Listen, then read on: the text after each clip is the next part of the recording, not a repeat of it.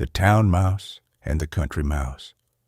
Once upon a time, in a quiet meadow surrounded by fields of wheat and wildflowers, there lived a humble little mouse named Oliver. He was a country mouse, small, gray, and gentle, with soft fur dusted by meadow pollen and eyes bright with curiosity. His home was a snug burrow under an old oak tree, lined with dry grass and seeds. Life in the countryside was peaceful. Oliver spent his days nibbling on grains, berries, and nuts, and his nights listening to the cricket songs under a sky full of stars. One sunny afternoon, while Oliver was gathering seeds near a haystack, he heard a rustling sound. Out from a tiny coat-shaped nutshell stepped his cousin, Reginald, the town mouse. Reginald wore a tiny red vest and had whiskers that twitched with importance. "Cousin Oliver," he squeaked cheerfully, "how long it's been?" "I've just come from the city, and oh, what a life it is! You must visit me and see how a proper mouse lives." Oliver bowed politely and offered Reginald a dinner of fresh grains and wild strawberries. The town mouse sniffed at them delicately, nibbling only a few crumbs. "My dear cousin," he said with a smile, "you have such rustic charm, but your food, how shall I say it, lacks sophistication. In the city, we dine on crumbs of rich cheese, cake, and roasted nuts left behind by humans. You must come with me and taste the finer things." Oliver had never been to a city before. The thought of tasting delicious cheese and seeing grand houses filled him with wonder.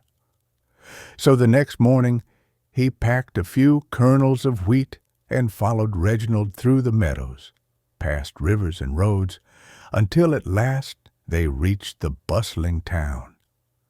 The city was like another world, loud, bright, and full of smells Oliver had never known. Horse carriages rumbled down the cobblestone streets, lights flickered through tall windows, and music drifted from open doors. Reginald led him proudly through a crack in a grand mansion's wall. Inside was a feast, a long table covered with bread, fruit, butter, and cheese, more food than Oliver had seen in his entire life.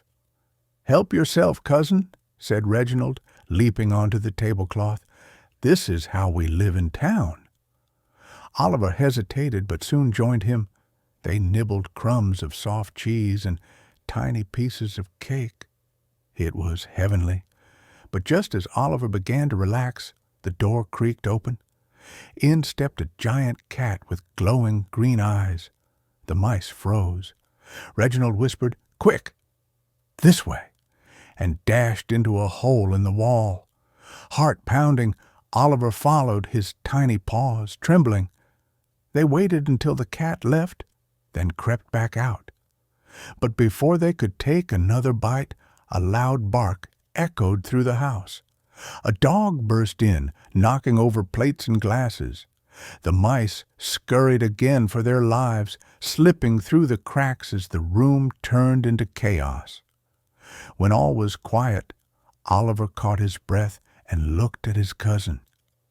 "Reginald," he said softly, "your food is grand, but your life is full of danger.